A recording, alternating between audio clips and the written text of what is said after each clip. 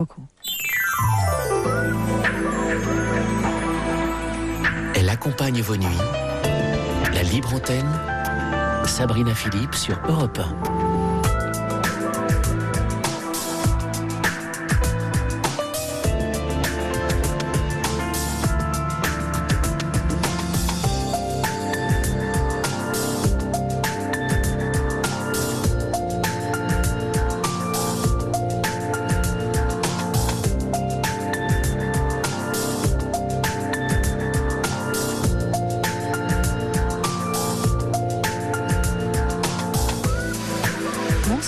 Bienvenue sur cette libre antenne. Je suis très heureuse de vous retrouver ce soir.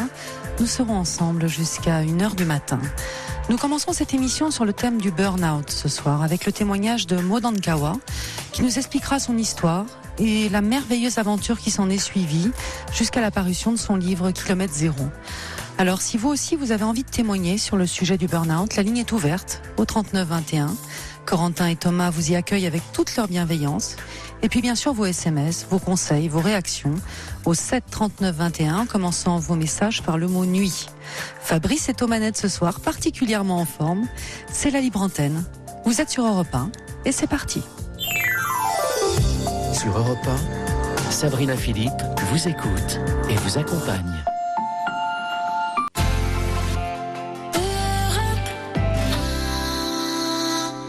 Et c'est donc Maud qui nous rejoint pour commencer cette émission. Bonsoir Maud. Bonsoir, vous êtes avec Sabrina. nous. Bonsoir. Merci d'être avec nous ce soir. Alors, je voulais juste faire un petit rappel parce que le burn-out touche énormément de personnes en France. C'est un état de fatigue intense, on peut le dire, qui parfois va jusqu'à une grande détresse et qui est causé par un stress au travail. Et bien souvent, ces états de stress intense donnent lieu à une dépression et puis une démission ou un arrêt de travail très prolongé. Et bon, ce qui m'a poussé aussi à commencer cette émission ce soir sur ce thème, c'est qu'il y a une enquête qui affirme quand même que 36% des Français auraient fait déjà un burn-out et les chiffres sont en constante progression et inquiètent beaucoup d'ailleurs le gouvernement et la sécurité sociale aussi, puisqu'il y a énormément d'arrêts de travail à cause de ce stress. Donc c'était important de pouvoir aussi aborder ce thème. Et Maud, vous avez été presque jusqu'au burn-out, on va dire, hein, c'est ça ? Oui, tout à fait. Et je vous remercie de cette invitation ce soir. J'ai effectivement vécu cette forme de stress par passion au travail finalement, alors que d'autres peuvent le vivre par un stress très profond d'une hiérarchie. Moi, ça n'a pas été mon cas, mais plutôt par passion du travail. Ce qui est très pernicieux, c'est qu'on ne se rend pas compte à quel point on peut descendre dans cette fatigue par cette hyperactivité. D'accord. Une espèce d'addiction au travail, finalement. Oui, une sorte d'addiction, exactement. Une sorte d'addiction, mais on ne se rend pas compte que finalement, petit à petit, on se fatigue, petit à petit, on se détruit même, jusqu'au moment où c'est presque trop tard. En tout cas, pour moi, ça a été presque. Heureusement, presque. Mais ça peut aller très vite à basculer dans l'autre sens. Oui, c'est important de le signaler parce que c'est vrai que quand on pense au burn-out, quand on pense au stress au travail, on pense à toutes ces situations, évidemment, où on est un peu victime de son travail, exactement. Mais on pense pas forcément aussi que parfois c'est volontairement, inconscient, voilà, mais par addiction à un travail qu'on peut aimer, mais dans lequel on s'enferme aussi. Exactement. Et puis, je crois qu'on ne se rend pas compte que quand on parle de burn-out, et on en parle beaucoup aujourd'hui, on ne se rend pas compte que ça puisse venir d'autres sources que la pression, effectivement, comme vous venez de le dire, d'une hiérarchie ou de collègues ou de stress parce que des résultats obligatoires à obtenir. On peut soi-même se mettre aussi cette pression. On peut soi-même être pris dans l'engrenage et ne pas voir venir le truc. C'est ça le problème du burn-out, c'est que c'est très pernicieux de ce côté. D'accord. Donc petit à petit, vous avez été de plus en plus fatigué, parce qu'on peut rappeler aussi les signes de ce burn-out. Vous étiez de plus en plus fatigué, de plus en plus... Alors avec des heures, exactement, avec des heures de travail très larges. Dans un travail de direction, donc on ne m'imposait pas, mais naturellement il y a le travail qui est là et puis une entreprise qui va vite et naturellement l'engrenage se met en route. Il y a une fatigue, c'est vrai, mais il y a aussi l'adrénaline qui nous tient. Et finalement, la fatigue, c'est un peu le relâchement après. Mais il est après. Sur l'instant, on est plutôt dans ce cercle vicieux de la, enfin, en ce qui m'a concerné, de la passion. Ce qui n'est pas le cas et ce qui correspond pas à toutes les formes de burn-out. Donc constamment aussi, constamment sur son téléphone, c'est ça, Maud, excusez-moi, je vous ai coupé. Oui, non, c'est ça. Constamment sur son téléphone, constamment à répondre à des mails, constamment à répondre à des sollicitations. Exactement, être week-end compris connecté, être à vouloir s'avancer, donc être tout le temps finalement connecté au travail et au moins dans sa tête. Connecté au travail, toujours aussi dans sa tête, ce qui fait qu'il n'y a aucun moment de relâchement. Quand est-ce que vous avez senti que vous étiez sur la ligne rouge, là, que ça allait de plus en plus mal? Quels ont été les signes pour vous? Parce que je pense que c'est important à rappeler aussi. Alors, les signes pour moi, c'est effectivement cette fatigue, c'est effectivement le fait de me rendre compte que j'étais aussi parfois moins efficace, parce qu'on ne peut pas travailler de 15 heures à 17 heures par jour en étant 17 heures efficace. Donc une fatigue, moi j'étais dans les décalages horaires aussi beaucoup, donc une fatigue et puis une lassitude, c'est-à-dire plus d'envie de continuer comme ça. Alors on le sait au fond, mais finalement on se laisse toujours embringuer. Alors il y a toujours de bonnes excuses, il y a toujours la passion du travail. Pour moi, il y a toujours cette passion du travail, ce qui n'est pas le cas de tout le monde. Beaucoup de gens, j'ai pu en parler autour de moi, qui ont fait des burn-out et qui n'avaient plus du tout d'envie, c'est-à-dire qu'il n'y avait même plus l'envie d'aller au travail. Moi, c'était pas le cas. Moi, j'avais vraiment envie et j'avais vraiment envie de continuer, mais je sentais que mon corps me disait stop. D'accord. Donc c'est le corps qui a parlé en premier ? Oui, je crois que c'est le corps, la fatigue du corps. Ouais. D'accord. Oui, je crois que c'est la fatigue du corps. Et alors, qu'est-ce qui s'est passé à partir de là, Maud ? C'est-à-dire que vous vous rendez compte que votre corps ne suit plus ? Alors, je me rends compte que je pourrais pas dire que le corps ne suivait plus, parce que finalement, on a des armes aussi où par la passion et l'adrénaline, finalement, je coupais ma connexion au corps, c'est-à-dire je n'écoutais plus vraiment mon corps. Et donc, il y avait cette fatigue, certes, mais je me laissais porter par cette adrénaline. Donc, pour moi, je m'en suis d'ailleurs rendu compte bien après. Je décide donc, j'étais dans une start-up et on vendait cette start-up, donc ce relais a été passé et là j'ai vraiment décidé d'arrêter, de ne pas continuer dans cette nouvelle société qui avait racheté la start-up. Et là j'avais été très claire sur le fait que dès qu'on vendait, je passais un relais propre et j'arrêtais. Mais là ça nécessite effectivement de dire stop. Et c'est pas toujours très simple. Parce que après stop, qu'est-ce qu'il y a ? Et en fait, moi, je me suis rendu compte que l'après-stop, cette coupure nette, finalement, avec, comme vous le disiez tout à l'heure, les mails en continu, la réflexion en continu, la passion en continu, l'adrénaline en continu, d'un coup, c'est le mur. Il n'y a plus rien. Quand on dit stop, naturellement, il n'y a pas la suite. Donc la peur du vide ? La peur du vide aussi ? La peur du vide, bien sûr. La peur du vide, la peur de l'après.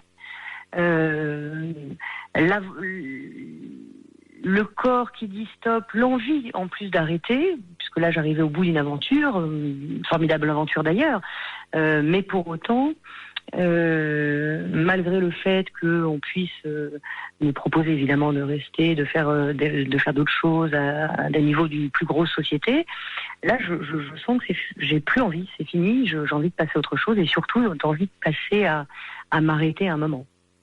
D'accord. Et alors là, vous prenez une décision un petit peu incroyable, et c'est aussi pour ça que je trouve que votre histoire est intéressante, c'est que vous décidez de partir comme ça. Oui. Presque du jour au lendemain, c'est ça ? Ça s'est décidé vraiment très vite. En quelques jours, effectivement, je décide de partir. En fait, j'avais le cerveau qui avait toujours été habitué pendant plusieurs années à avoir des coups d'avance. J'avais envie d'apprendre à vivre au présent, à vivre dans l'instant. Et je décide effectivement de partir en quelques jours avec un Sherpa, un guide, au Népal. D'accord. Un sac à dos, un billet d'avion et c'est tout. Ouais. Exactement. Un billet d'avion. j'ai quand même le guide au téléphone avant de partir et je lui dis voilà, je veux absolument pas le physique. J'ai travaillé des années derrière un ordinateur. Oui, donc vous n'étiez pas du tout préparé ni entraîné du tout pour partir dans ce type d'expédition. Vous êtes parti comme ça en fait. Exactement. Je savais que j'avais la tête, puisque pour le coup, il s'était passé quand même pas mal de choses pendant plusieurs années, donc je savais que j'avais la tête, et c'est ce que je lui explique d'ailleurs. Je lui dis voilà, je suis absolument pas préparée physiquement. Bon, je suis pas obèse non plus, je suis pas squelettique, non. Voilà, je suis à peu près normale. Mais par contre, voilà, je suis pas du tout préparée. Mais j'ai la tête et je suis prête à le faire. Et ce dont j'ai besoin, c'est simplement d'être là, d'apprendre à vivre au présent et de pas me projeter et de pas partir sur ces 10 coups d'avance que j'avais sans cesse. D'accord. Donc vous partez. Et donc je pars. Certainement avec beaucoup de surprises quand même en arrivant là-bas, de ce changement de rythme brutal, de cet effort physique qu'il a fallu faire pour faire ce trek. Effectivement, je tombe avec un guide extraordinaire qui évidemment suit mon rythme. Comme je suis seule avec lui, naturellement, il suit mon rythme. On part avec une équipe de porteurs, parce qu'on part là dans l'Himalaya, mais pas sur les sentiers battus. On fait le tour des Annapurna et on part, on dort dans des endroits sauvages. On suit finalement quelque chose d'assez extraordinaire, c'est-à-dire au sens de l'ordinaire des treks et des chemins tracés. Là, on sort un peu de ces parties-là, justement pour aller reconnecter avec mon idée, c'était vraiment de pouvoir me reconnecter avec moi. Et c'est pour ça que je dis presque burn-out, parce que je pense que c'est un voyage qui m'a permis de me sauver. D'accord. Donc oui, le voyage est difficile, mais en même temps extraordinaire par les paysages, extraordinaire par les relations et la connexion à soi. Et alors justement, de cette connexion à vous-même, parce que vous vous reconnectez à vous, c'est vrai que le travail peut complètement nous déconnecter aussi de nous-mêmes. Exactement. Et d'ailleurs, c'est un des signes du burn-out, c'est qu'on s'oublie complètement dans la problématique du travail aussi. Et puis on est automatisé, voilà, pour beaucoup automatisé. C'est ça. Et donc, finalement, que vous apporte ce voyage, au fond ? Alors, beaucoup de choses, et je pense sincèrement, quand je vous dis que je pense qu'il m'a sauvé, je pense qu'il m'a appris simplement à me reconnecter à mes essentiels. Et les essentiels, c'est simplement ce qui nous nourrit chaque seconde et dans lequel on se perd dans nos travails respectifs. L'essentiel, c'est retrouver une communication directe avec les autres sur des choses minimes, comme partager un repas, comme marcher, comme rester en silence. Et finalement, reconnecter avec toutes nos peurs de ce vide, de ce qui aujourd'hui nous happe. C'est-à-dire qu'on évite sans cesse d'être avec nous. Alors pour ça, on est connecté à nos téléphones, à la radio même, à la télé, à mille choses qui font que on n'est plus avec nous. Notre cerveau est tout le temps sollicité à un tas de choses. Là-bas, non. Là-bas, il n'y a rien de tout ça déjà. On capte pas très bien. Donc le téléphone, on l'oublie. Et finalement, on vit ce qu'on est en train de vivre. Et c'est ça, apprendre à vivre finalement le présent, c'est être présent à ce qui se passe. Alors évidemment, il y a beaucoup d'efforts puisqu'on grimpe, donc on est monté à 5005, donc forcément, il y a beaucoup d'efforts. Mais on est dans l'instant. C'est-à-dire que tout ce qu'on vit, on le vit vraiment parce que tout est nouveau. Alors vous traversez des paysages que vous connaissez pas, vous traversez des villages avec des cultures, des façons d'être, des façons de vivre très différentes de ce qu'on connaît. Et naturellement, notre cerveau est capté par cette nouveauté. Et du coup, les pensées qu'on peut avoir en automatique sur un tas de sujets, un tas de détails disparaissent. Oui, et puis l'effort physique aussi. Parce que l'effort physique, stoppe vos pensées parce que vous vous concentrez sur vos chaussures et sur le chemin qui est devant vous. C'est important aussi ce que vous dites par rapport aux personnes qui pourraient nous écouter, parce qu'il y a plein de façons de se reconnecter à soi. Alors là, vous êtes parti faire un grand voyage. Il y en a qui partent faire des plus petits voyages. Il y a des chemins comme les chemins de Compostelle ou autres en France et en Espagne qui le permettent, qui permettent aussi de pouvoir... Et même des petites balades, simplement. Et des petites balades. Des petites balades. Et le chemin de Compostelle, je suis tout à fait d'accord avec vous, qui est pour moi le même voyage de reconnexion, nous entraîne justement dans cet effort physique à fissurer finalement ce carcan et cette carapace qu'on s'est créée. Oui, c'est important de le rappeler, et le fait de se reconnecter à soi, parce que c'est le travail qui déconnecte à soi finalement, c'est là l'essentiel justement de la réparation de ce burn-out. C'est-à-dire que voilà, tout ce qui peut permettre... On dire, on est fatigué donc on ne peut pas le faire. Je crois que si, on peut le faire, et c'est même vital de le faire. Alors bon, là c'était un peu extrême dans le trek, mais pour autant, cette fatigue finalement nous ramène à notre humanité. C'est-à-dire que le carcan se fissure, nos certitudes se fissurent, et il ne reste que l'essence, l'essentiel. Et dans cette fragilité, parce que nos codes, là-bas, ne servent à rien. Vous êtes face à des gens qui ne connaissent pas vos codes, donc tout ce qu'on apprend socialement, par nos habits, par notre façon de nous exprimer, etc., tout ça saute là-bas. Mais comme vous le disiez tout à l'heure, comme par exemple sur le chemin de Compostelle, c'est tout à fait juste aussi. Parce qu'il est plus question de relations sociales réellement, il est juste question de gens qui font des efforts dans le même sens. De soi avec soi-même. On va faire juste une toute petite pause et on vous retrouve tout de suite, Maude. Merci beaucoup, à tout de suite. Pour parler à Sabrina Philippe, appelez le 39 21, 50 centimes la minute, plus coût de l'appel. Europe 1. Et c'est la libre antenne sur Europe 1. Nous sommes ensemble jusqu'à 1h du matin et nous attendons vos appels au 39 21. Et puis bien sûr, vos réactions par SMS au 7 39 21 en commençant vos messages par le mot nuit. Et c'est Valérie qui nous rejoint maintenant. Bonsoir Valérie. Bonsoir Sabrina. Alors qu'est-ce qui vous amène à nous appeler ce soir ? Alors moi je vous appelais pour un problème de communication. Oui. Aussi bien dans ma vie personnelle que dans mon travail. Oui. Et j'ai l'impression de toujours reproduire les mêmes choses et ça génère des conflits avec mes compagnes et avec ma famille. Je n'ai plus de contact avec ma famille, mais voilà. D'accord. Quels sont ces comportements que vous répétez ? Vous diriez quoi par rapport à ces comportements ? Je dirais quoi avec ces comportements j'ai du mal à entre guillemets à me livrer, au sens où je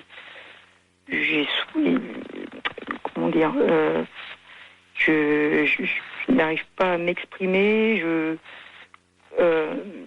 comme je le souhaiterais. Je doute beaucoup, et avec des peut-être, des je ne sais pas, des silences, des non-dits, et du coup ça génère parfois des incompréhensions qui entre guillemets me nuisent, quoi. D'accord. Alors vous parliez du fait que vous ayez du mal à vous positionner, c'est ça que vous êtes en train de dire, finalement de prendre votre place ou de vous positionner, c'est ça ? Ou de faire des choix ? Oui et non en fait. D'accord. Parce que parfois je dis, alors c'est étrange, mais parfois je dis je ne sais pas, mais alors que je sais, je sais, mais voilà quoi, c'est compliqué. D'accord. Qu'est-ce qui vous a poussé à nous appeler ce soir ? Le fait que ma compagne m'ait quitté et suite à toutes ces incompréhensions, et du coup il faut que ça s'arrête, parce que ça fait déjà 2 fois que ça se produit, et voilà quoi. Je tenais vraiment à elle, et voilà. Ça fait combien de temps là qu'elle vous a quitté ? Ça fait 1 mois. 1 mois. 3 semaines, 1 mois. D'accord. Alors pour mieux comprendre votre histoire, parce que vous disiez que ça se répète. Oui. Ce sont des situations qui se répètent. Vous avez quel âge, Valérie ? J'ai 51 ans. 51 ans. Ça faisait longtemps que vous étiez avec cette compagne ? Non, ça fait 2 ans. En fait, j'ai été mariée pendant 17 ans. Oui. J'ai 4 enfants. Et il y a maintenant 4 ans, j'ai divorcé et je me suis, entre guillemets, découverte. J'ai plutôt mis à jour mon...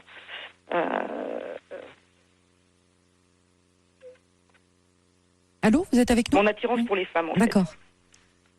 D'accord. Voilà. Et C'était voilà. quelque chose qui ne vous était pas apparu durant votre mariage ou vous le saviez? Non, en fait, je pense que c'était peut-être en stand-by, quoi, où jamais j'ai voulu m'avouer que effectivement j'avais une attirance pour les filles. J'ai une éducation un peu stricte dans la tradition catholique. Oui. Et Vous êtes mariée à quel âge? Oh, je me suis mariée tard. Oui. Je me suis mariée, j'avais 30 ans, 34 ans. 30 ans. 30 ans. Oui, ça peut paraître tard. Qu'est-ce qui vous a poussé à vous marier? Vous êtes tombée amoureuse de votre mari? C'est la question que je me pose. Je pense que oui. Je pense pas avoir faim à quoi que ce soit.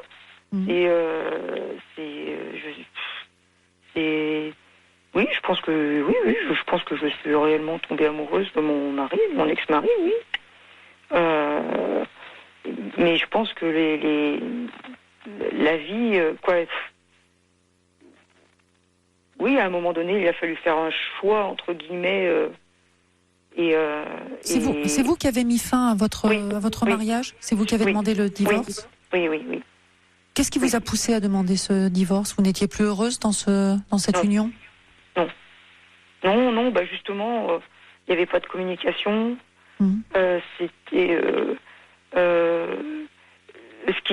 la seule chose qui me faisait tenir, c'était mes enfants que j'aime énormément.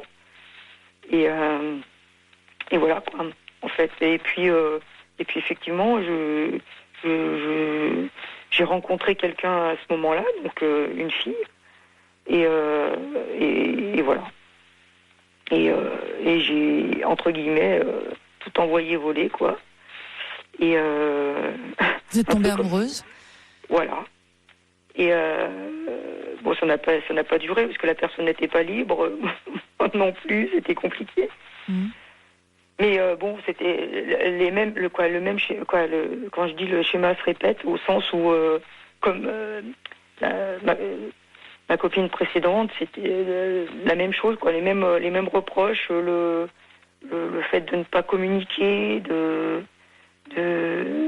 toujours prendre les choses pour moi, alors que a priori ça n'aurait pas dû être le cas, et voilà, quoi. D'accord.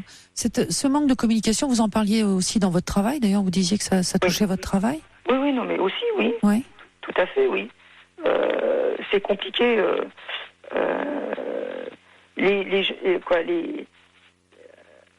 gens ont parfois l'impression que je les agresse, alors que c'est pas le cas du tout. Et donc il doit y avoir quelque chose qui fait que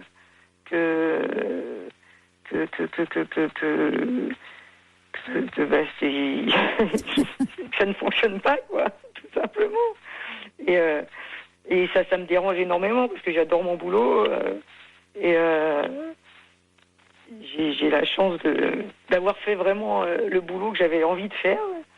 On peut vous demander ce que c'est? Oui, je suis enseignante. D'accord. Mais ça ne se passe pas comme j'aurais souhaité que ça se passe. Toujours. Ouais, des fois, ça se passe bien et ça se passe pas toujours mal. C'est pas le cas, mais il y a ça. Parfois, il y a des tensions. Ça génère des tensions que j'ai vraiment beaucoup de mal à faire passer, quoi. Et qu'est-ce qui génère ces tensions? J'ai un petit peu de mal à cerner, en fait, votre difficulté. Ça vous exprimez pas? Oui. Vous dites pas ce que vous pensez, vous dites mal, pas peut-être mal, mais j'ai du mal justement moi à cerner ce qui autrement je pense que j'aurais j'aurais essayé Ouais. de régler le problème. Alors, on va le prendre autrement. Qu'est-ce qu'on vous dit? Qu'est-ce qu'on vous dit? Est-ce que je ne sais pas enrober les choses? Vous êtes trop direct? Voilà, apparemment. Oui, c'est ça, je ne sais pas enrober les choses, mais je ne sais pas faire, quoi, j'ai beaucoup de mal, quoi, Alors, c'est pour ça que j'ai du mal un petit peu à comprendre, c'est-à-dire que d'un côté, on vous dit que vous êtes trop direct, oui. et puis de l'autre côté, on vous dit que vous ne communiquez pas. Ben justement, c'est ça le problème, c'est que moi aussi, ça me pose problème, puisque la preuve, je ne vous aurais pas appelé si ça ne me posait pas de problème. C'était facile à... Et voilà, quoi, entre guillemets, j'ai du caractère, et en même temps, j'arrive à me laisser marcher sur les pieds. Je pense savoir m'exprimer correctement, mais parfois ça génère des conflits ou des malentendus, et c'est pas ce que je veux, quoi. D'accord. Et votre compagne ou vos compagnes, puisque là vous êtes à nouveau séparés, elles vous reprochaient quoi? La même chose? C'est-à-dire que ce qu'on vous reproche au travail, c'est ce qu'on vous reproche dans votre vie privée? Non, je pense pas. Non, mais mes compagnes, elles me reprochaient. C'était surtout les noms, comme je vous l'ai dit, les non-dits, les peut-être, les je ne sais pas, et puis les silences, quoi, parce que je ne parle pas beaucoup, mais en même temps, je n'ai pas, quoi, je n'ai entre guillemets pas appris à parler pour ne rien dire, quoi. J'ai du mal à exprimer mes sentiments. Ça a toujours été comme ça? Lorsque vous étiez jeune, c'était pareil? Vous n'exprimiez pas vos sentiments? Oui. Oui. Avec votre mari, c'était comme ça aussi? Oui. Oui. Donc finalement, cette absence de communication, elle venait aussi de vous? Oui. Oui. Oui, mais bien sûr, oui. J'ai pas dit que ça venait de lui. Non. D'accord. Non. Ça venait de moi aussi. Tous les deux. Je pense que lui aussi. Là, dans notre couple à nous, c'était tous les deux. Je pense que lui avait des soucis, avait eu des soucis, une enfance pas forcément très heureuse, et moi, j'avais pas l'impression d'avoir eu des difficultés dans mon enfance, mais quand je regarde de plus près et après discussion justement avec mes compagnes, on m'a fait découvrir qu'effectivement j'avais aussi certains problèmes dus à cette enfance, quoi. Et quels sont ces problèmes alors dus à votre enfance? Qu'est-ce que vous avez pu identifier? Ce que j'ai pu identifier, c'est dans mon enfance, c'était les enfants n'ont pas la parole, c'était clair et net. Les adultes ont toujours raison.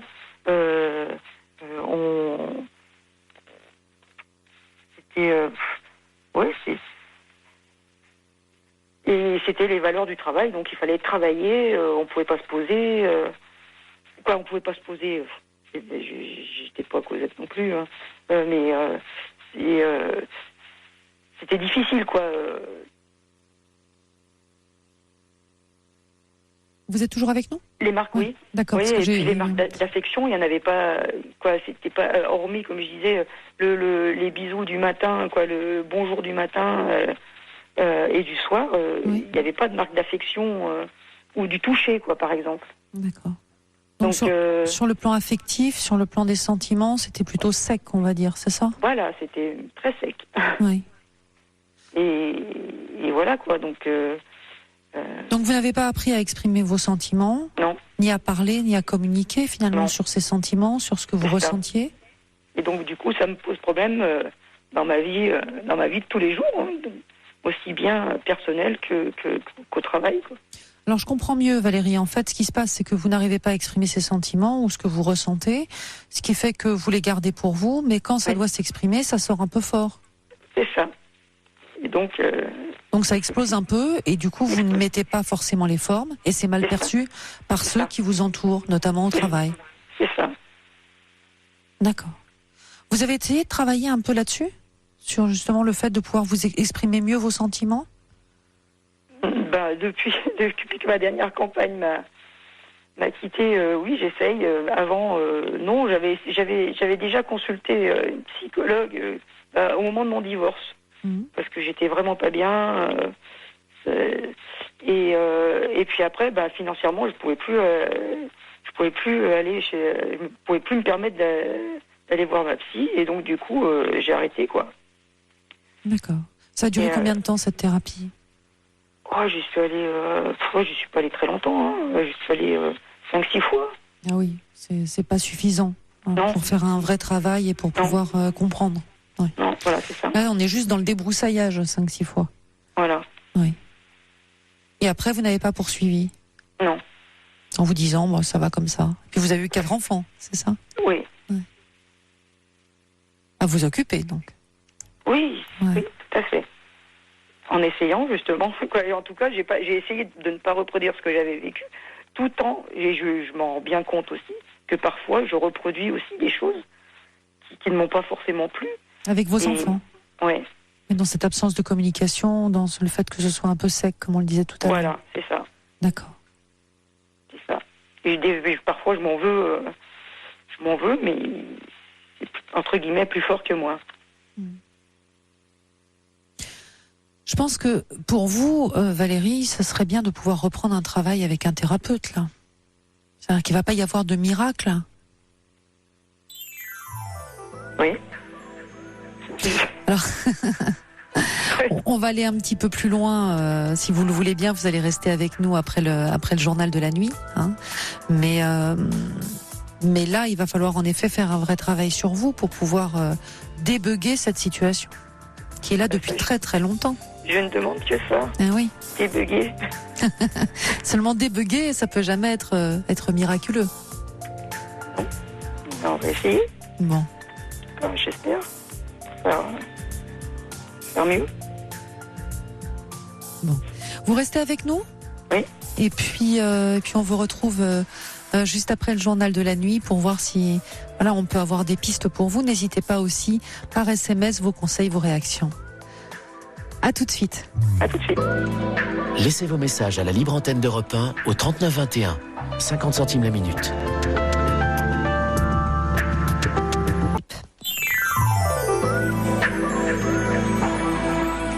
Elle accompagne vos nuits. La libre antenne, Sabrina Philippe sur Europe 1.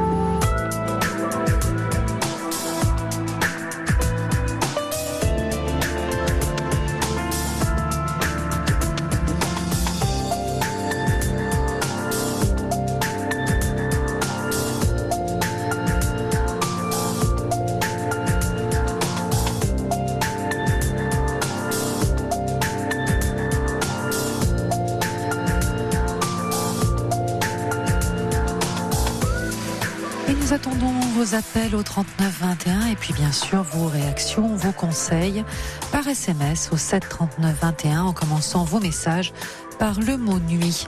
Juste avant le journal, nous étions avec Valérie. Vous êtes toujours avec nous, Valérie ? Oui. Vous nous expliquiez que vous aviez été mariée pendant 17 ans. Et puis vous aviez finalement découvert que vous préfériez être avec les femmes, que vous aviez eu une première puis une deuxième relation, et que c'était un peu toujours le même schéma qui se répétait, que vous aviez du mal à exprimer vos sentiments, que ce soit d'ailleurs au travail ou dans votre sphère privée, intime, que parfois vous exprimiez avec véhémence au travail notamment, qu'on vous le reprochait, peut-être aussi dans votre vie privée. Ça vous arrivait comme ça d'être un peu brute et oui. Dans vos propos? Oui. On vous le reprochait aussi? Oui. Ma dernière compagne, oui. Oui. D'accord. Et vous nous expliquez aussi que finalement vous aviez décelé que dans votre enfance, vous n'aviez pas été habitué à exprimer vos sentiments. C'était pas très affectueux. Votre contexte familial n'était pas très affectueux. Non. Et que du coup, vous étiez inhibé déjà quand vous étiez plus jeune, et que cette inhibition, elle s'était poursuivie jusqu'à maintenant. Voilà. Et vous vouliez maintenant en sortir. Oui, ce serait bien, parce que perdre toutes les personnes qu'on aime parce qu'on a du mal à leur exprimer nos sentiments, c'est vrai que c'est dur. C'est-à-dire que vous ne disiez jamais, par exemple, je t'aime ? Voilà. Vous n'aviez jamais de geste tendre ou peu ? Des gestes tendres, oui. Si, mais pas de parole, quoi. Oui. Pas ou peu, quoi. Et des discussions quand Pas même, ou plutôt, vous étiez plutôt dans votre monde? Maintenant, ma dernière compagne me reprochait de pas suffisamment discuter avec elle, de ne pas m'exprimer, mais pour tout, quoi, pas uniquement dans l'intimité, c'était pour tout, quoi. Et elle, ça la gênait beaucoup, puisque elle était pas du tout habituée à ce type de communication, quoi. Au fait qu'il en ait pas, ou qu'il en ait peu. Oui, tout à fait, oui. Et ça, vous... Oui, oui. Communication basée sur les non-dits, quoi. C'est-à-dire vous n'exprimez pas ce dont vous avez envie, ce que vous avez envie de faire. Voilà. D'accord. Et donc du coup, ça entraîne des incompréhensions et du coup des, comment dire, des... Je trouve pas mes mots.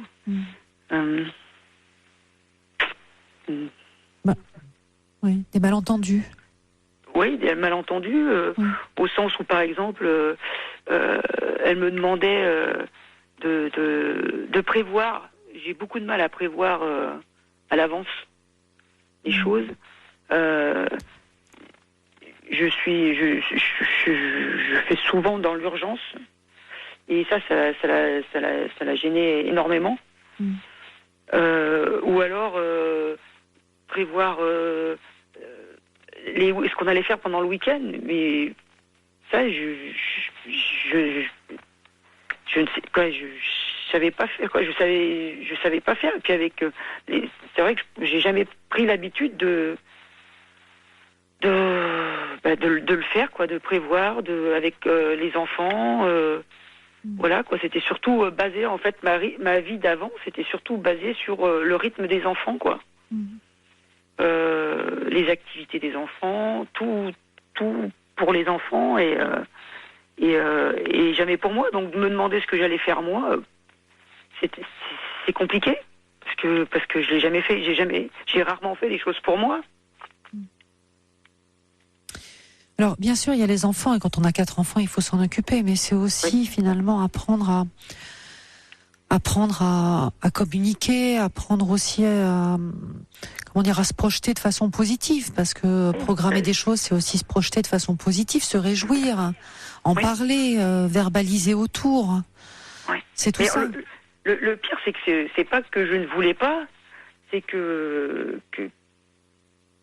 entre guillemets, j'avais... Vous êtes là ? Oui. Oui, vous marquez de grands blancs. Alors parfois, j'ai l'impression que vous n'êtes plus là. Si, je suis là. Disons que peur de mal faire. D'accord. Vous savez, Valérie, là, je vous entends très, très émue, et je pense que vous avez un grand travail à faire sur vous. Oui.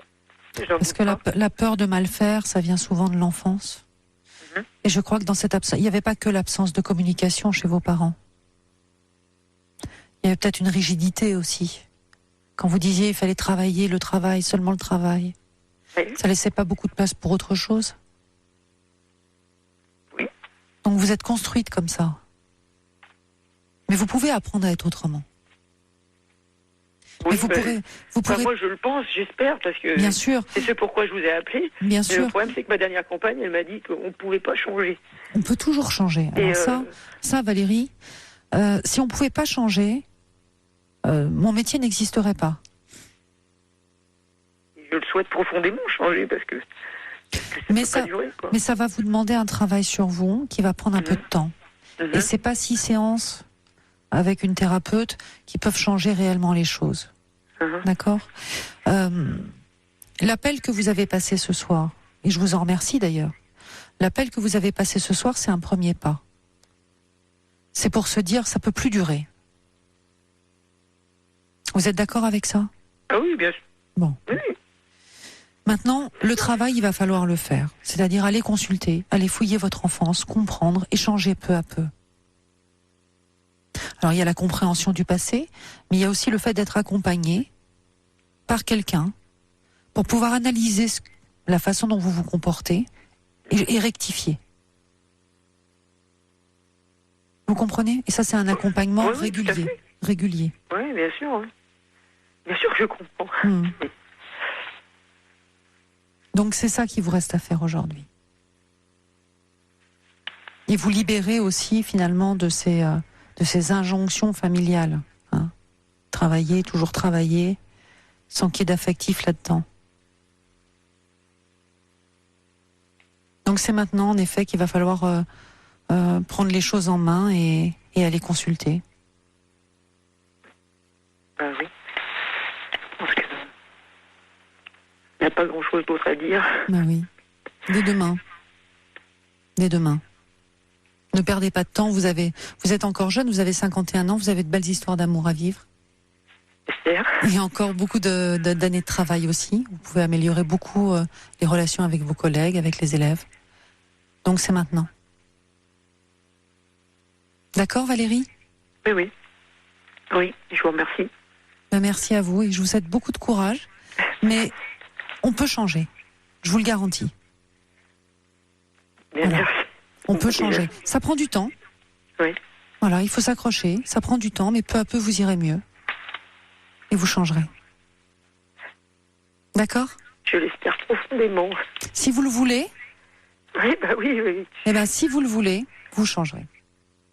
Voilà. Et le vouloir, c'est déjà 50% du chemin. D'accord? Oui. Bon courage à vous, Valérie. Merci beaucoup. Belle nuit Merci à vous. Thomas. Bonne soirée. Bonne soirée à vous. Au revoir. Au revoir.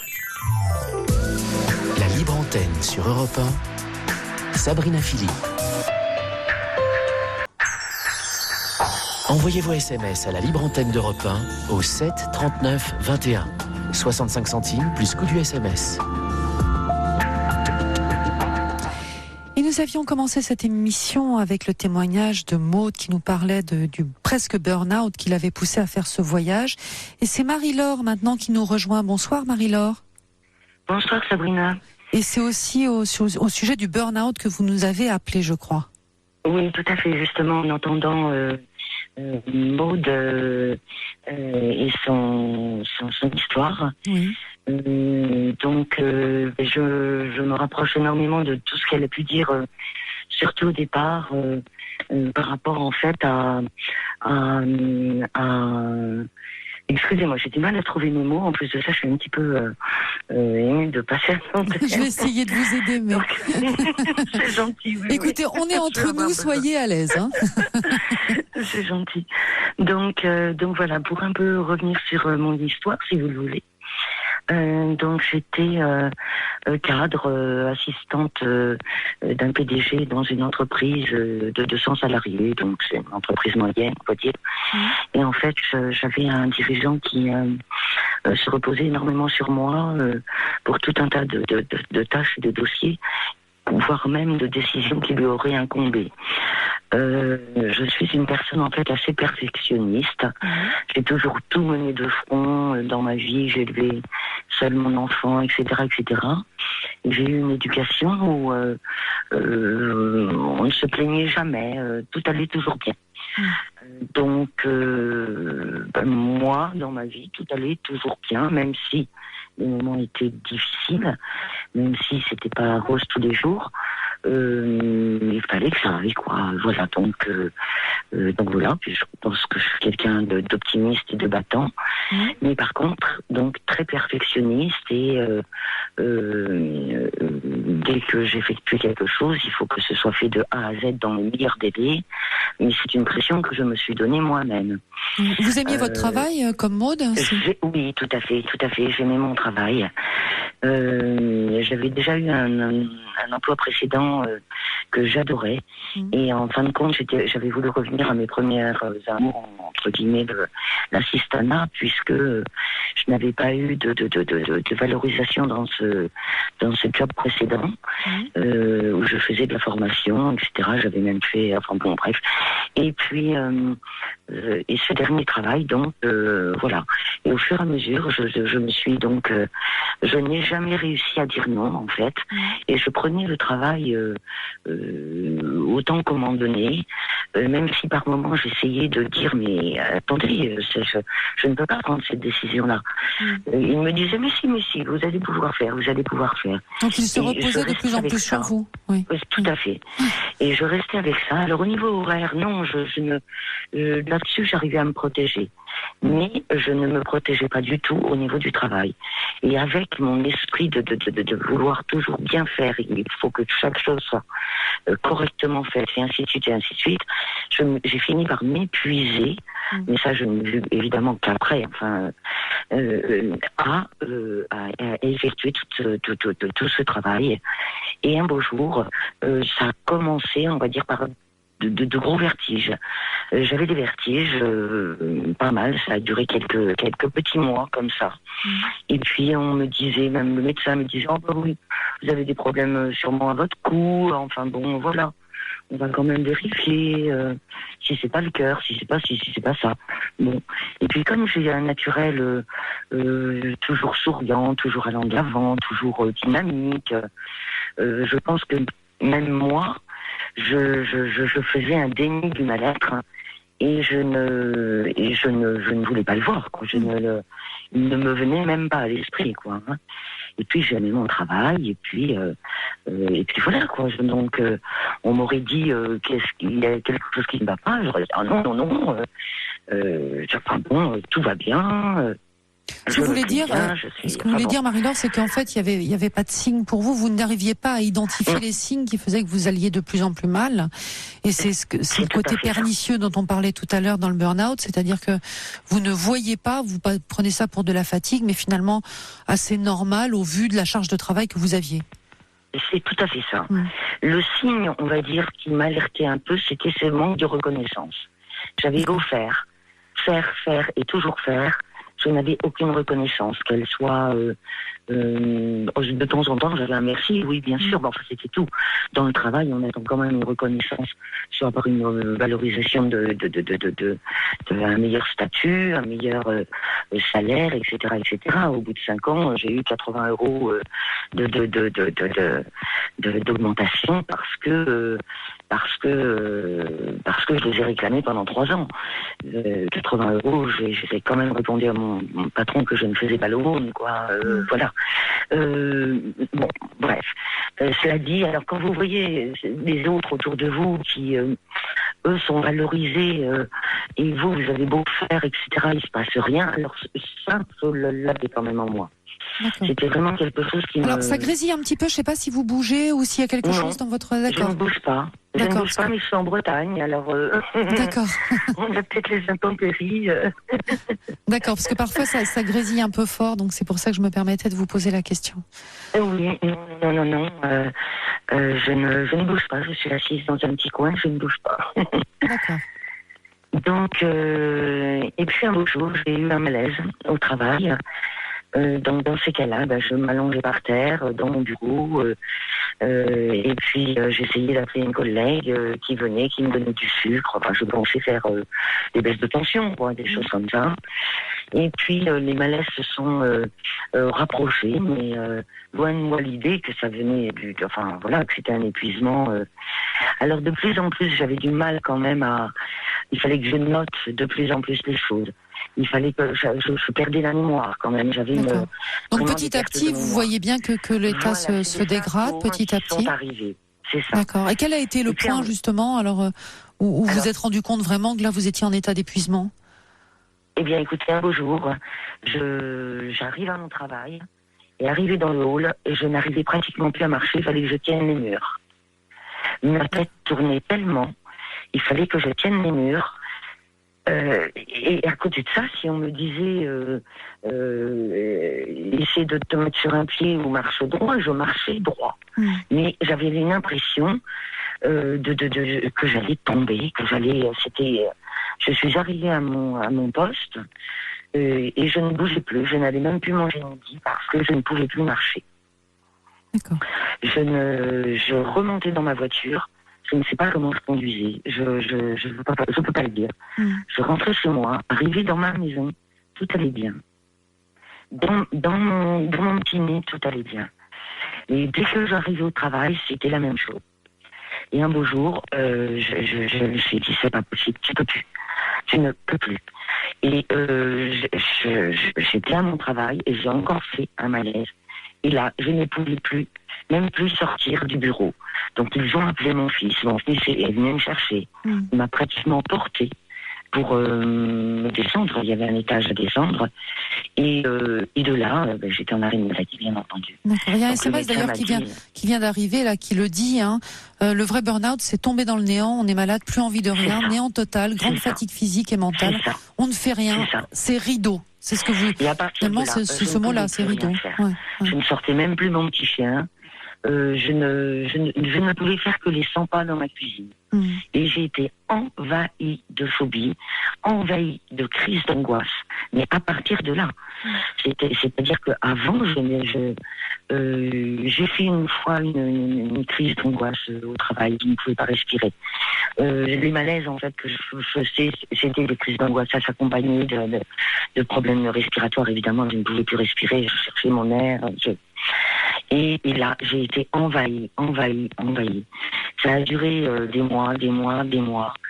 Je refusais l'antidépresseur que voulait me donner le médecin parce que je lui disais, mais je ne pleure pas, je vais bien, mon moral va bien, enfin bon, j'ai plein de symptômes, mais moi, dans ma tête, je n'ai jamais pleuré, je ne me suis jamais sentie dépressive, jamais. Et donc j'ai accepté l'anxiolytique, et heureusement parce qu'il m'a quand même permis de diminuer un peu, enfin, d'enlever ce poids que j'avais à l'estomac et me permettre de respirer un petit peu plus, parce que c'est épouvantable d'avoir ce poids à l'estomac du matin au soir, alors dormant très mal, ne sortant plus, et évidemment, je m'étais désocialisée quand même désocialisée de mes amis, etc. Déjà auparavant. Je faisais de moins en moins de choses. J'adorais danser, je ne dansais plus. Il y avait tout un tas de choses. Et plus d'envie en fait, il y avait vitale. Plus d'envie, voilà, c'est ça. Et parfois, si l'envie arrivait dans ma tête, je n'arrivais pas à la mettre à exécution. Et ensuite, donc là, ça a été donc le néant pendant des mois, je dirais même des années, puisque ce burn-out est arrivé en 2012 et que encore à l'heure actuelle, je suis toujours en train de combattre certains symptômes. Qu'est-ce que vous avez encore comme symptômes alors, Marie-Laure ? Je fais toujours de l'agoraphobie et de la claustrophobie. Les crises d'angoisse ont disparu. Alors, moi qui suis anti-médicaments, j'ai tout essayé. L'homéopathie, l'auriculothérapie, la méditation, pas la méditation, la sophrologie. Non, quand on vous endort à moitié. L'hypnose. J'ai essayé l'acupuncture. J'ai essayé tout un tas de choses qui, au fur et à mesure, m'ont peut-être un petit peu bien. Mais je ne ressentais pas vraiment le plus. Et puis, je n'arrivais à rien. Je ne pouvais plus conduire. Je ne pouvais plus. Enfin bon, ça devenait. Évidemment, je ne pouvais aller faire aucune course puisque je ne supportais pas je ne pouvais pas aller dans une grande surface. Aussitôt, c'était des crises d'angoisse. Prendre le volant, me retrouver dans la circulation à un feu rouge, crise d'angoisse. Enfin, les crises d'angoisse, c'était épouvantable. Et ça m'a bouffé la vie, je prends vraiment ce terme, pendant plusieurs années. J'ai été mariée, j'ai divorcé, voilà, et j'ai fini par changer de région. De la région parisienne, je suis arrivée en Bretagne, où là, je revis. D'abord peut-être aussi par rapport aux gens qui ici sont zen, sont calmes, alors je ne travaille plus, je suis donc reconnue en invalidité catégorie 2 par la sécurité sociale. Vous avez quel âge aujourd'hui, Marie-Laure ? J'ai 57 ans aujourd'hui. 57 ans. J'ai 52 ans. D'accord. Vous auriez envie de retravailler maintenant que vous êtes un peu mieux dans cette région ? Non. Non, vraiment, c'est fini pour vous le travail même ? C'est fini pour moi, je ne peux plus. Je ne peux plus je n'ai plus aucune confiance. Et à l'heure actuelle, moi qui ai fait de l'administratif toute ma vie, et qui adorais ça, j'en faisais en parallèle. J'ai aidé une amie dans une école qu'elle avait, une école de danse qu'elle avait faite. J'adorais l'administratif. Je ne peux plus ouvrir mon ordinateur. J'arrive à tout faire avec mon petit téléphone portable, mes mails, tout ça, mais je ne peux même plus ouvrir mon ordinateur. Il reste des blocages. Je vraiment fais tout ce qui est administratif, je ne le fais qu'à la dernière seconde, vraiment quand je suis les pieds au mur, quoi. Je ne peux plus faire autrement. Est-ce que vous êtes suivie en thérapie, Marie-Laure, oui, pour ça?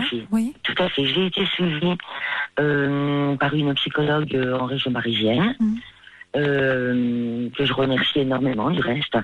Alors, ayant changé de région, bien sûr, j'ai changé. Et là, je vois donc une psychiatre, mais dans le cadre d'une thérapie, pas d'une analyse.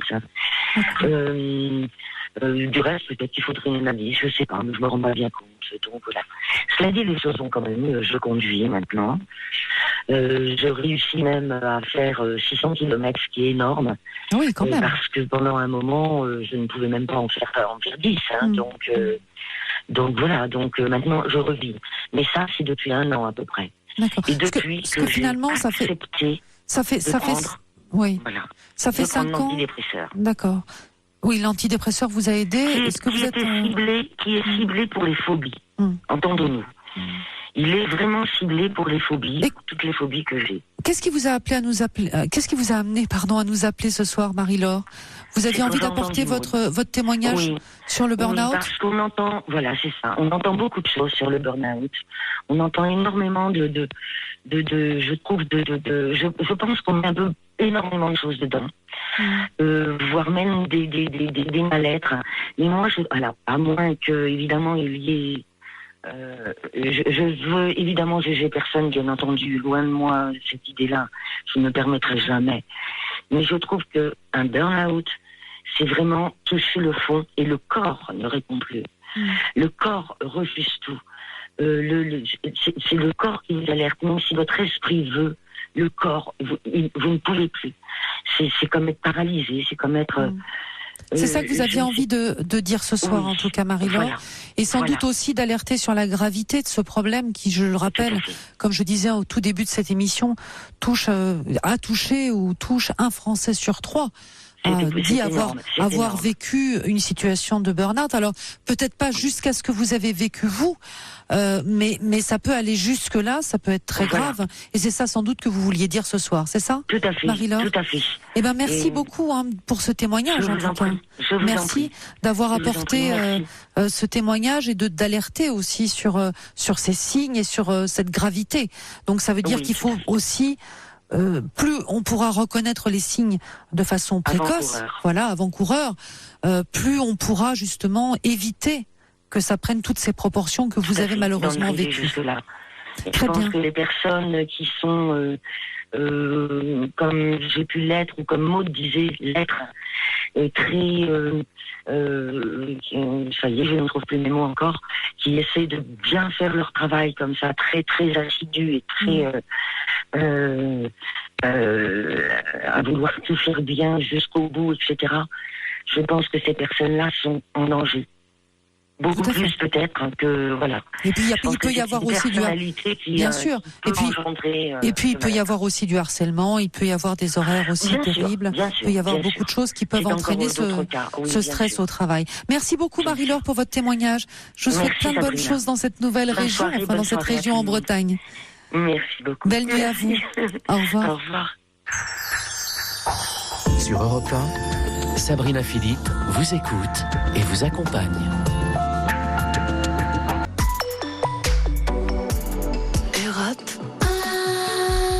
Europe 1.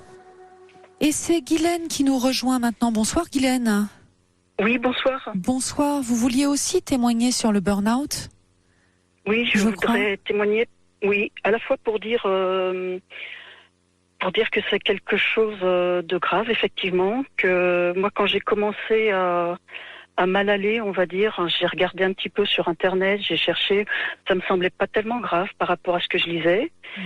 Et bien que je reconnaisse les signes, je me disais, non, je suis pas malade. Et puis l'autre versant de mon témoignage que je voudrais apporter, c'est que, après... Je suis actuellement encore toujours en arrêt maladie. J'ai déclaré le burn-out en 2014. Je suis en arrêt maladie, mais j'ai un projet d'avenir de reconversion professionnelle. Et donc, pour dire aussi qu'on peut s'en sortir et recommencer une autre vie derrière. Voilà ce que je voulais apporter. Vous faisiez quoi comme travail avant? Alors, j'étais praticien hospitalier. Oui. Donc, je suis titulaire de la fonction publique. D'accord. Et j'adorais mon métier. Je le faisais avec passion. Comme Maud, comme nous disait Maud, c'est la passion qui vous a vous a mené au burn-out, non? Eh bien non, même pas ça. C'est qu'à un moment donné, j'ai eu une collaboratrice qui a commencé à me harceler. Ah, on en parlait tout à l'heure aussi. Oui. Voilà. Et donc, entre 2010 et 2014, j'ai serré les dents. Et j'ai serré les dents au sens physique et moral. J'ai usé mes dents à ce point-là. Et j'ai serré les dents pour...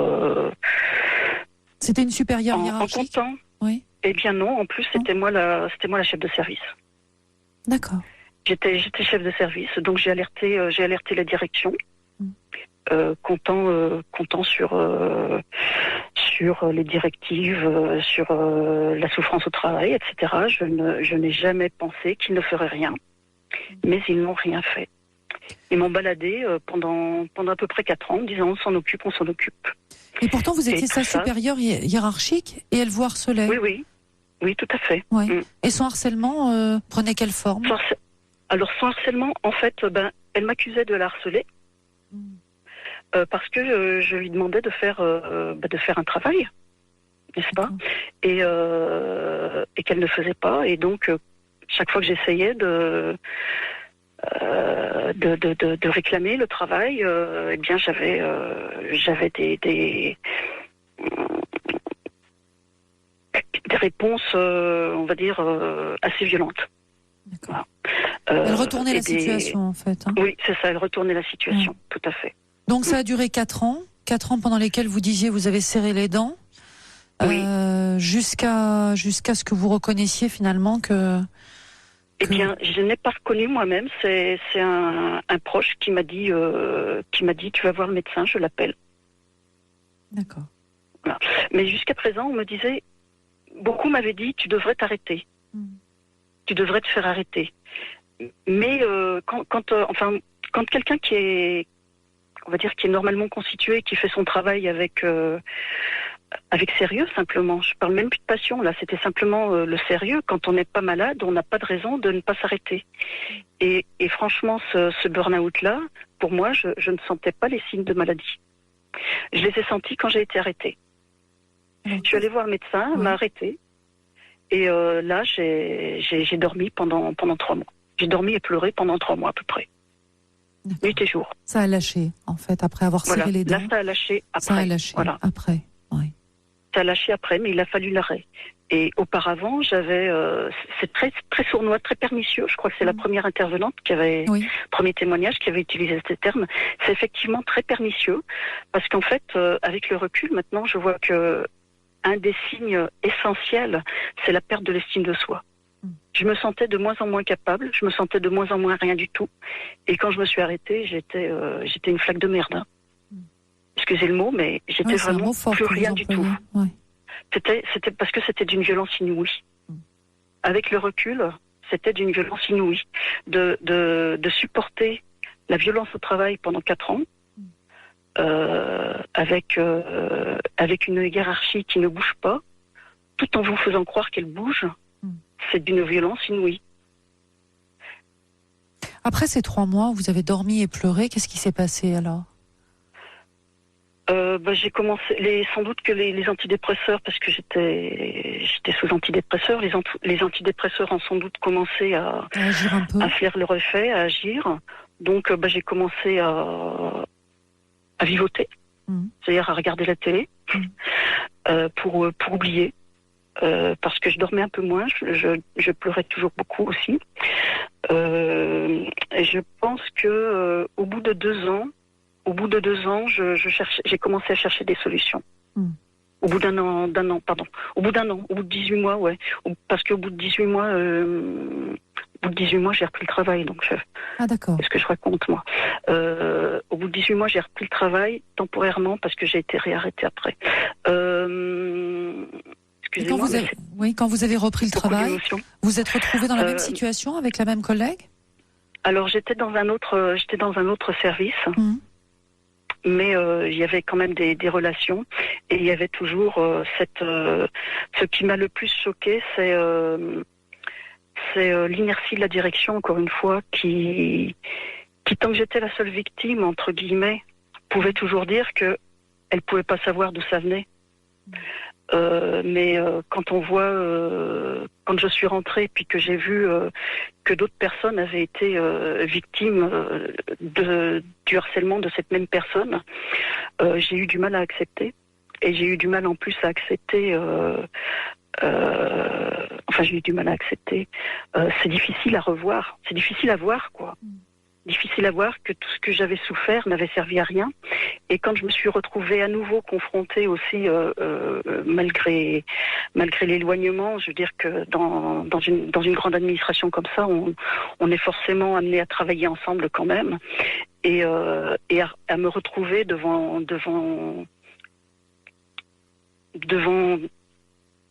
le mépris de cette personne. Qui me... En fait, on n'a pas reconnu votre souffrance, on ne vous a pas reconnu en tant que victime, et ça c'est toujours le plus difficile. Oui. Donc ça vous a fait replonger, c'est ça? Vous n'avez pas pu rester à votre poste? Oui, pas aussi brutalement, disons.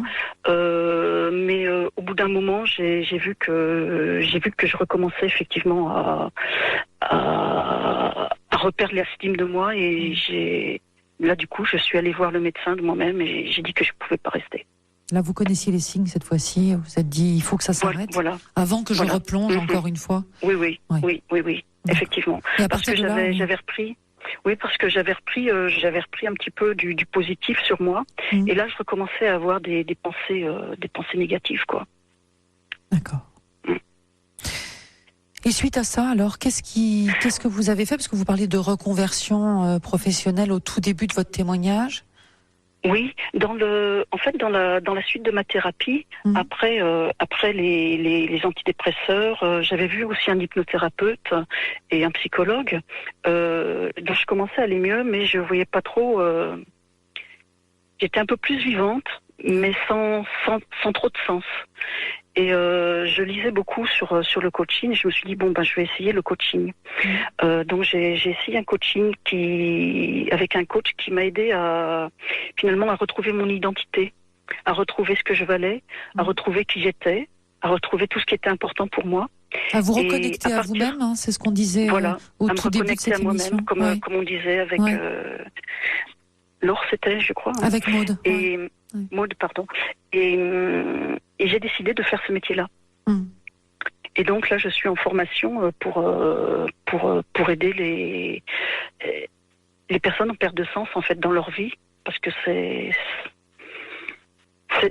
ça aussi, en fait, parce que s'il y a eu cette personne qui a peut-être précipité mon burn-out, il y avait aussi quand même un mal-être à la base. Oui.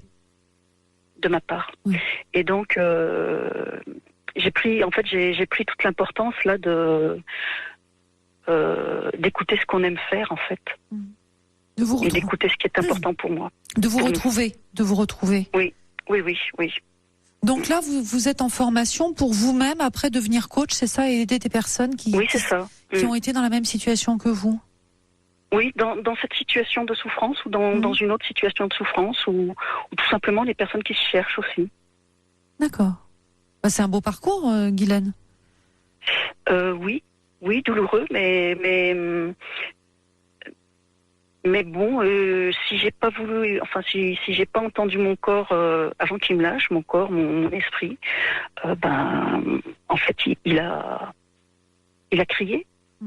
Quand il parlait, je l'entendais pas, donc il a crié et je l'ai entendu. Votre témoignage est, je vous en remercie vraiment, est important parce que ça veut dire aussi qu'on peut transformer la souffrance. On peut en faire quelque chose de cette souffrance pour après aider les autres. Oui, tout à fait. À un moment, je me disais même que j'ai quand même eu la chance de faire le burn-out parce que même si les 4 ans ont pas été agréables et que il y a des, comment on appelle ça, des dégâts collatéraux. J'ai perdu mon couple aussi dans l'histoire. Et puis là, je vais quitter une situation sécurisante financièrement. Mais même si là, je suis très émue, donc peut-être que ça ne transparaît pas à l'antenne, mais je suis nettement plus heureuse maintenant. Maintenant que j'ai trouvé ma voie, je suis nettement plus heureuse que lorsque je travaillais, même avant l'épisode avec ce collègue harcèlement. J'étais, on va dire, un peu éteinte. Un peu éteinte. Alors que là, j'ai trouvé une passion. En fait, comprendre ce qui nous amène à être bien ou comprendre ce qui nous amène à être mal. Je trouve ça passionnant. Passionnant aussi de faire les liens entre nos traits de caractère qui viennent de notre enfance, des épreuves qu'on a traversées, des messages qu'on s'est imprégnés depuis notre enfance, enfin de ce qu'on a compris, des blessures qu'on n'a pas encore pensées.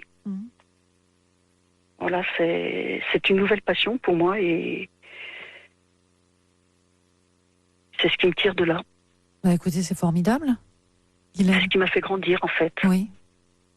C'est formidable et c'est important aussi de noter que parfois il y a des événements très douloureux dans notre vie, mais aussi qui nous permettent de nous transformer. Oui.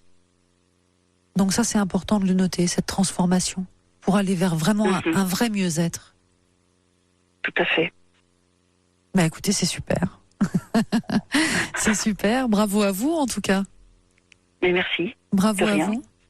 Et puis, écoutez, je vous souhaite plein de bonnes choses. Je vous remercie. Merci. Belle nuit à vous. Merci, au revoir. Au revoir. Laissez vos messages à la libre antenne d'Europe 1 au 39 21, 50 centimes la minute.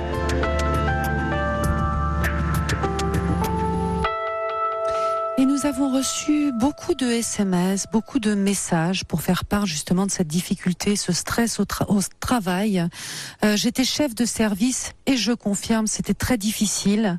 Un autre message aussi qui nous dit: après avoir été harcelée au travail, un jour je me suis évanouie. Les pompiers m'ont conduite à l'hôpital. 4 mois plus tard, je suis tombée et je me suis cassé le bras. Je tombais sans cesse dans la rue. C'était infernal. Voilà, beaucoup de messages qui font part justement de ce stress au travail, de ces difficultés.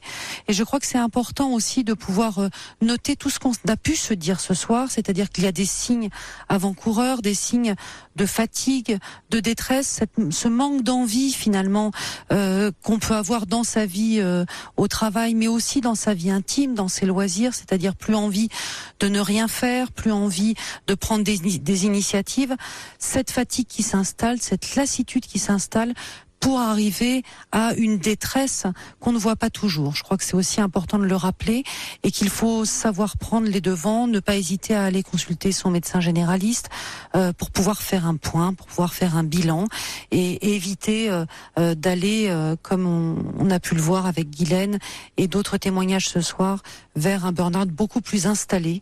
Donc voilà, c'était toute l'idée aussi de tous ces témoignages ce soir et je voulais remercier tous les auditeurs pour leur SMS, pour leurs conseils et pour leurs réactions. Je vous souhaite en tout cas une très très belle nuit. J'espère que vous avez passé une belle soirée en notre compagnie. Laissez-vous. Et là, excusez-moi.